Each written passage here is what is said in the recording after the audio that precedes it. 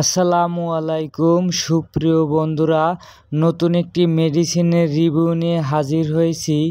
ইন্টোরিয়া D, এতে আছে টামসোলোসিন hydrochloride 0.4 mg এবং ডুটা স্টেরয়েড 0.5 mg।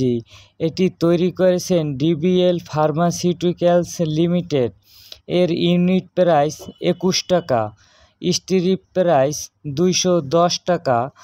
এর কার্যকারিতা: যে সকল রোগীদের বিনাইন প্রোস্টেটিক হাইপার প্লাসিয়া বিপিএইচ আছে এবং একিউর ইউরিনারি রিটেনশন আছে, সে সকল রোগীদের জন্য এই ওষুধটি খুবই কার্যকারী।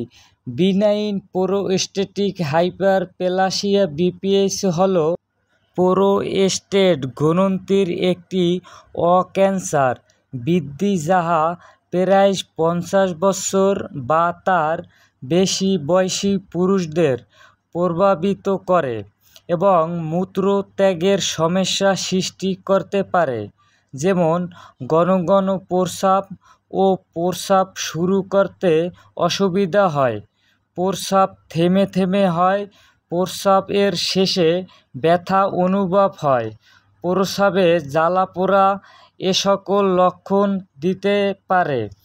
একিউর ইউরিনারি রিটেনশন হল হঠাৎ করে প্রস্রাব করতে না পারার একটি জরুরি অবস্থা যা তলপেটে ব্যথা ও অস্বস্তি সৃষ্টি করে এবং তাৎক্ষণিক চিকিৎসার প্রয়োজন হয়। চিকিৎসা হিসাবে সাধারণত ক্যাথেটার ব্যবহার করে মূত্রাশয় থেকে প্রস্রাব বের করা হয়।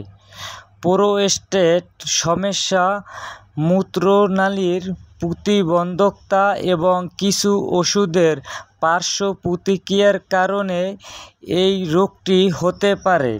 পার্শ্ব প্রতিক্রিয়া: মাথা ঘোরা, অস্বাভাবিক বীর্যপাত, বমি বা বমি বমি ভাব, কোষ্ঠকাঠিন্য, দাঁড়িয়ে থাকার সময় রক্তচাপ কমে যাওয়া, ডায়রিয়া ইত্যাদি হতে পারে।